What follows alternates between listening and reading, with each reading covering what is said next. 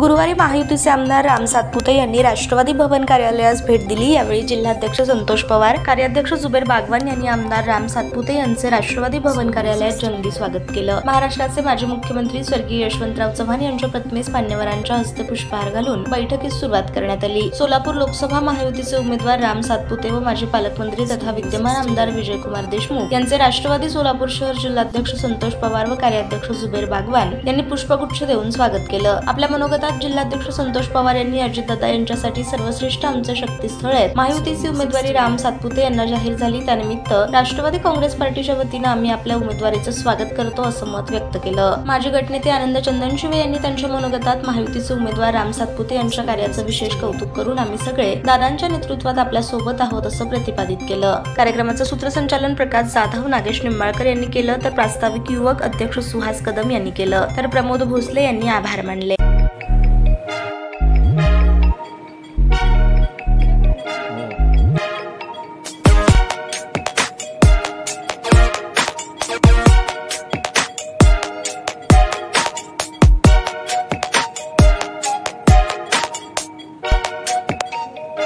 सोलापूर शहरातील सुप्रसिद्ध हॉस्पिटल म्हणजे सेंट्रल मल्टी स्पेशालिटी हॉस्पिटल मागील अनेक वर्षापासून सेवा बजावत आहे। 24 तास इमर्जन्सी सर्व्हिस, मॉडर्न टेक्नॉलॉजी, अनुभवी डॉक्टर्स तसेच अत्याधुनिक तंत्रज्ञान सुविधांनी सुसज्ज स्त्रीरोग प्रसूती विभाग, ऑर्थोपेडिक विभाग, मेडिकल विभाग आणि इतर एकमेव नाव म्हणजे सेंट्रल मल्टी स्पेशालिटी हॉस्पिटल।